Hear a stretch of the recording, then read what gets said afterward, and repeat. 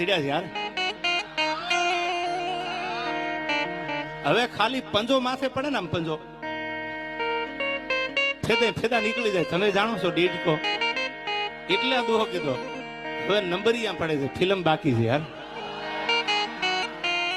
અને જવાબ તો તમે આપી દીધો છે, મારે તો ખાલી બોલવાનું છે યાર.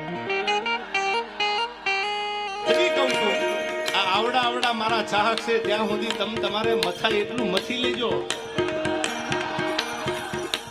અને મનની મનમાં ન રહી જાય.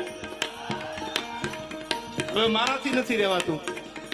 હું આની પહેલા 2022 બોલ્યો હતો કે 2022 મેં એવું સ્ટેટમેન્ટ આપેલું કે 2025 હું સિલેક્ટેડ ડાયરા કરીશ.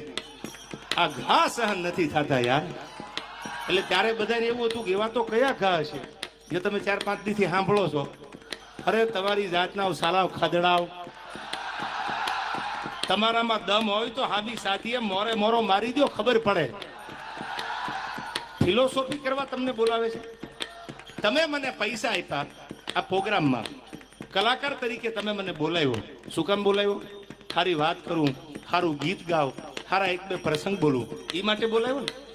તમે મને ડાયલોગ બાજી કરવા બોલાવ્યો છે. તમારે ગામારે વાંધો હોય આ બોલવા માટે તમે મને બોલાવો છો. સમજદાર છો એટલે ટકોર કરું છું તમને. એવા કલાકારને તમે નક્કી કરીને બોલાવો કે જેની આગળથી સારું સાંભળવા મળે, જેની આગળથી સારું જાણવા મળે, એને બોલાવો. આયા બહેન ફિલોસોફી કરે, મોટી મોટી વાતું કરે, દમ તો કઈ છે નહીં. અને બીજી વાત, હું ઘણી વાર ડાયરામાં બોલું છું, તમે તો સમજદાર છો. ખદડા ને ખહુરિયા યાદ છે ને. હવે ખદડા હોય એને તમારે જોવો હોય એના ઉપર સિંગડા નો હોય, ખહુરિયા હોય એને તમારે જોવો હોય તો એના માથે સિંગડા નો હોય. પણ માતાજીના મંદિરે સમાધાન થઈ ગયું હોય ફોનબાઈ માના મંદિરમાં, અને ત્યાર પછી બોલે આથી બીજા મોટા ખદડા હોય ક્યાં? આથી બીજા મોટા ખહુરિયા હોય ક્યાં? મને અફસોસ એ વાતનો છે કે મારે તો તૈયારી છે જ, પણ સાહેબ એને મારી માં હોનબાઈ નો મલાદો રાખતા નું આવ્યું. ખાલી માની શરમ તો ભરી હોત અને હું તો માના મંદિરમાં ઉભો તો ને એટલે માફી માંગી હતી. બાકી હવે વહી આવો. અને હવે તમને કેતો જાઉં છું, આ પેલા ડાયરામાં સિલેક્ટેડ ડાયરામાં દાંત કરતા કરતા કેતો જાઉં છું. સાંભળો, આવેશમાં આવી નથી બોલતો.